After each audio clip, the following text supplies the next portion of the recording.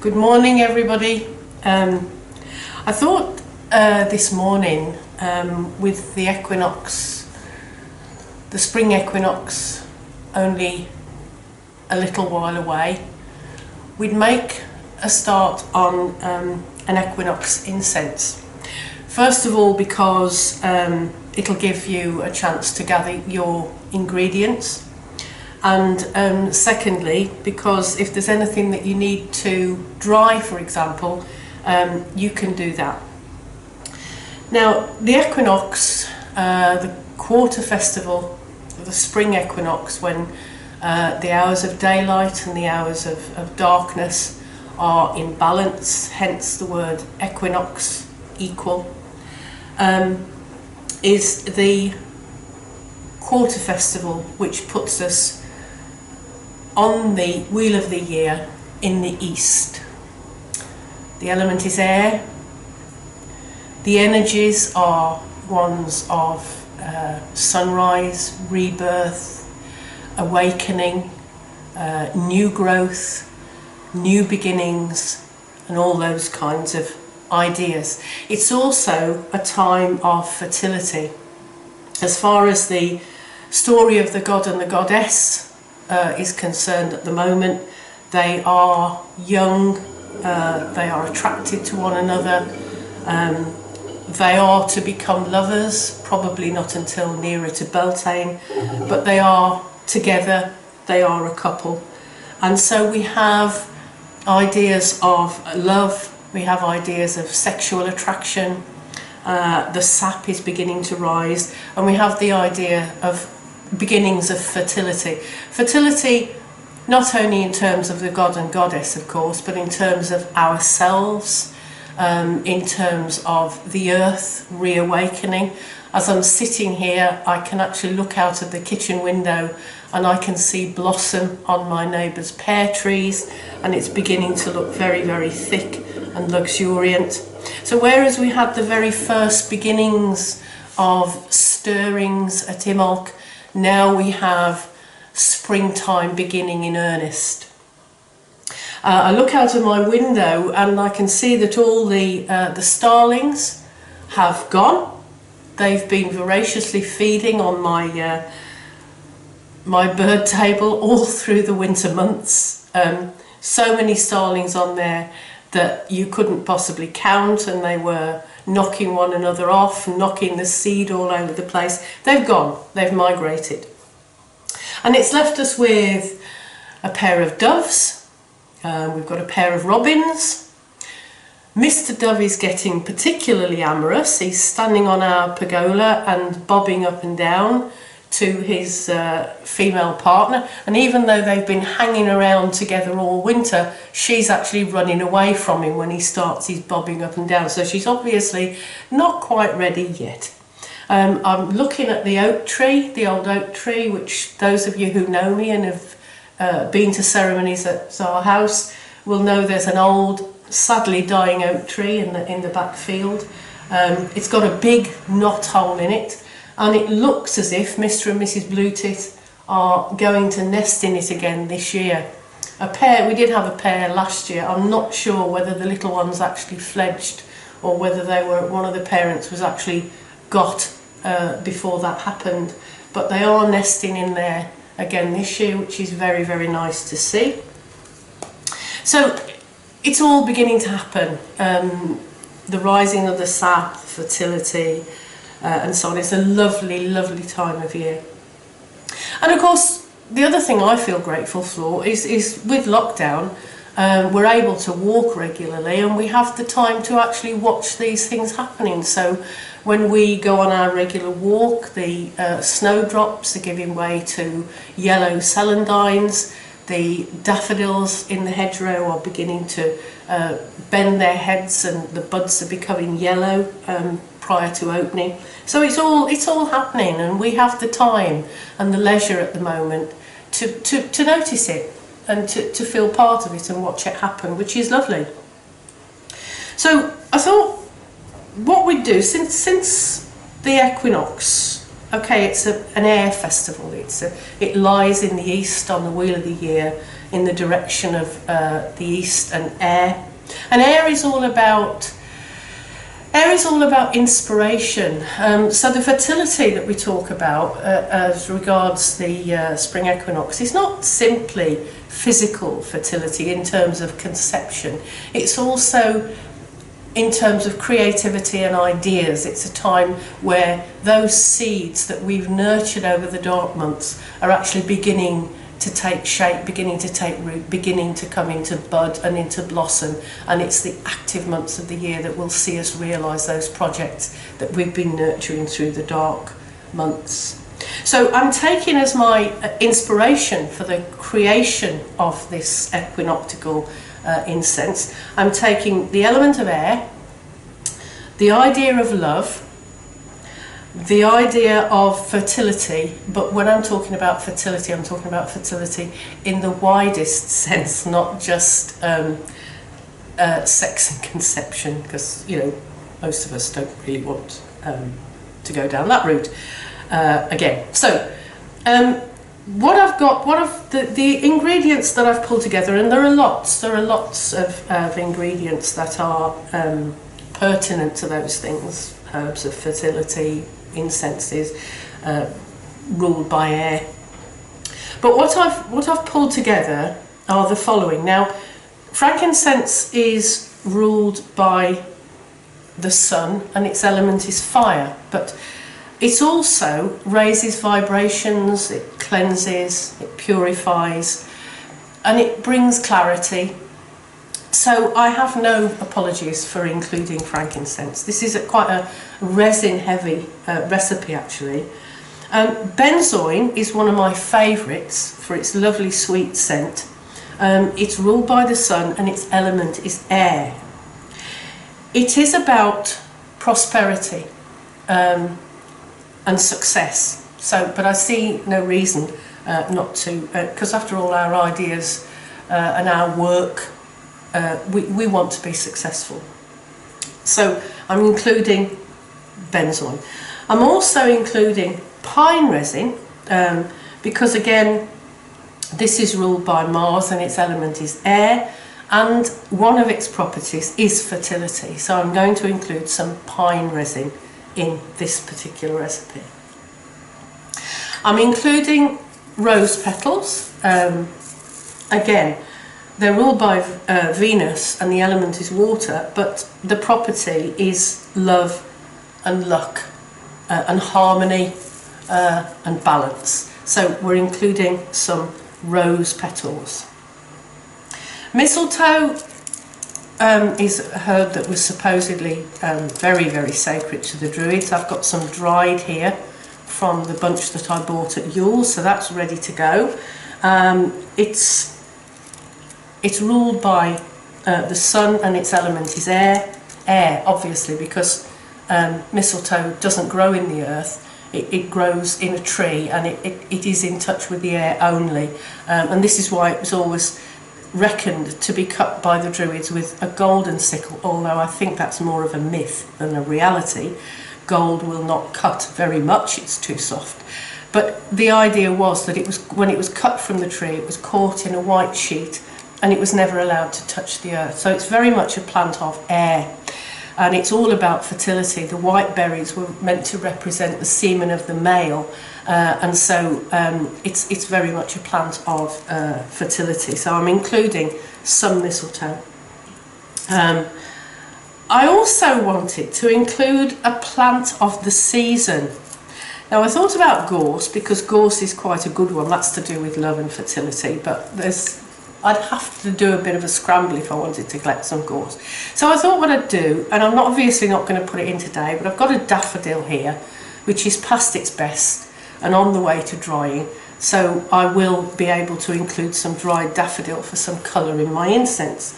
Daffodil is ruled by Venus, the element is water, and daffodil is about fertility. And one of the old folklore tales, and this is about conception, is if you keep a bunch of daffodil in your bedroom, it will help you to conceive. But that's not what I'm after. I'm after the fertility in a wider sense. So I'm going to finish drying that daffodil, and I will add it to my incense when it's ready. for some colour as well. I've got my cauldron, and I haven't got a candle, but I'm quite sure that Tony will go and find me a candle and light it for me. I'm going to try burning this incense in this little cauldron. Now here's an example of you not actually needing a purpose designed censer for burning your incense.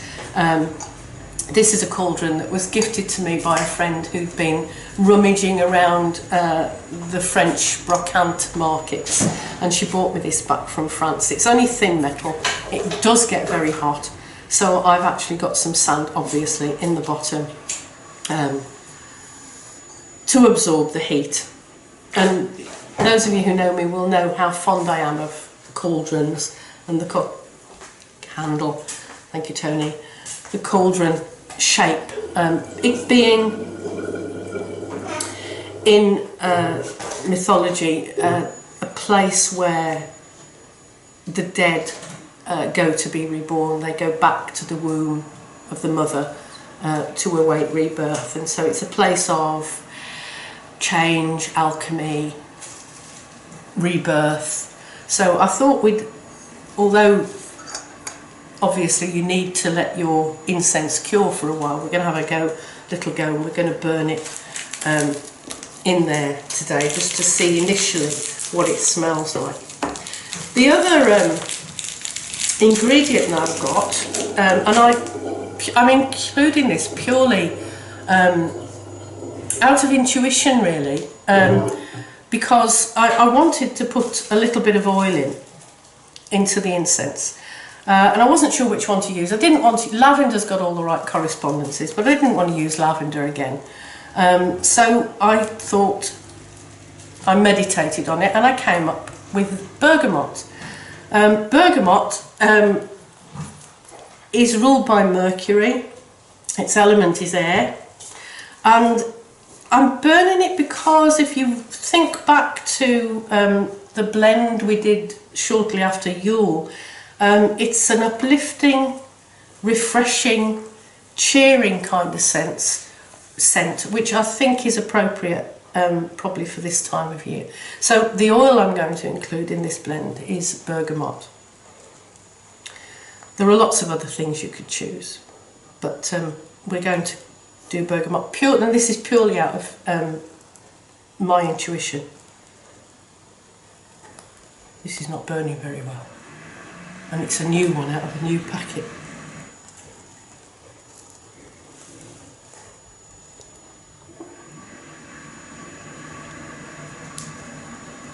I'll put that in there, just hope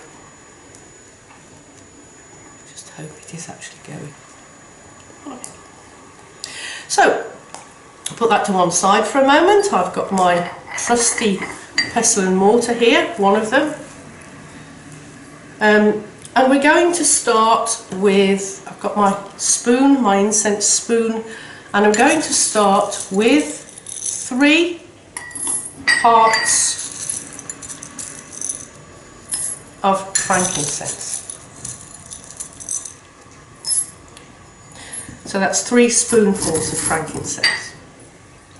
Then I'm going to go with 1 part of bergamot. Now the nice thing about bergamot is it's quite brittle, and it will break up. So I'm going to do a bit of smashing here with the bergamot against the frankincense. Don't be afraid to use your pestle and mortar like a bang bang.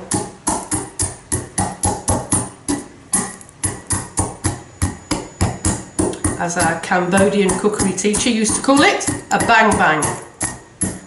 So pestle and mortar, a bang bang. Okay, so that's broken that up quite nicely. Just wondering whether, because I like it, I'm just wondering whether to put another half a part of benzoin in it. So that's 1.5 pints, 1.5 parts of benzoin that's gone in there.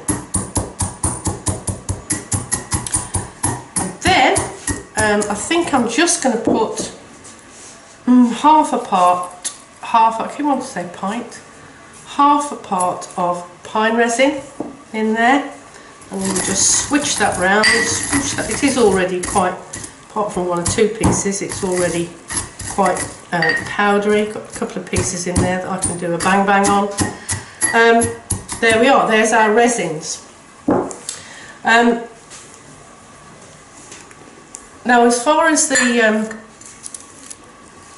rose petals are concerned, I thought possibly 1 part of rose petals.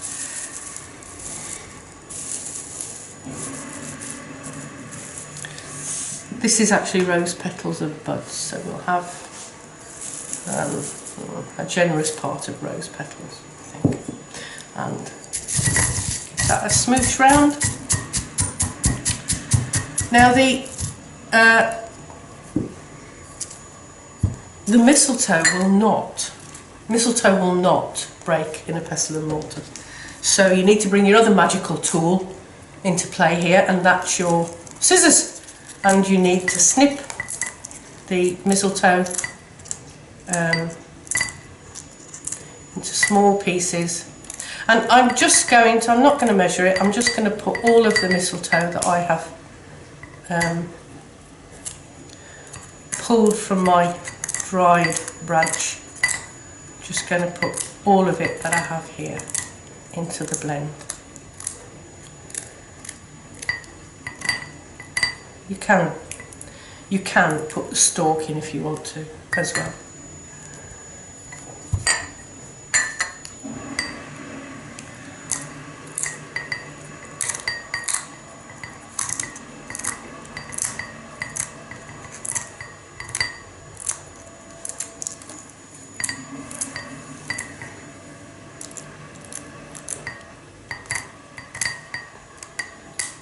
Bits of flying mistletoe all over the place.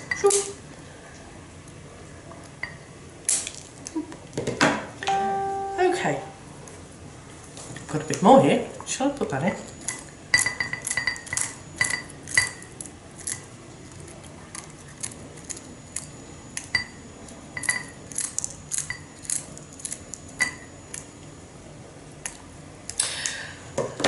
And then finally, although I've already broken the bits of pine resin up and the benzoin up in there, don't forget this, the stirring of the incense, the further crushing of the incense is where you can take a meditative few moments just to put your intention in there.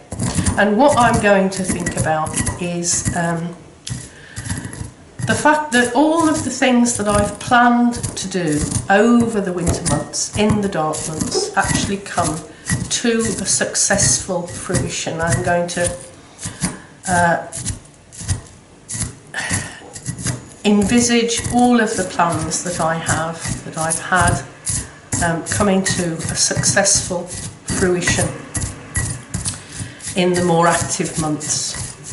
And then finally, just a couple of drops of bergamot oil. It's a bit orangey, so I've put about 5 drops in there, and then give that another little smooch round. When you've set this aside to cure, if you find you don't think it's damp enough, you can always put a few more drops of oil in if you think there's not quite enough. I'm going to have to leave my daffodil to dry properly before I pop that in there. I think I will do that. I know one of you that's been following our videos has actually put some pine needles in an incense which weren't quite dry, and she found it actually worked quite well. So you could actually put the slightly softer plant materials in, but it's entirely up to you as to whether you put them in when they're not quite dry or whether you leave them until they've completely dried out. I'm going to leave it for a couple of 2 days anyway. Now, this obviously needs to be jarred, put into jars, and it needs to sit, and it needs for the scents to amalgamate, the oils to absorb into the incense before you burn it. But just to see how it is, and because I can't resist, I'm going to take a little bit of it and I'm going to pop it on the charcoal which is now more or less ready. Okay, so we'll see what that smells like.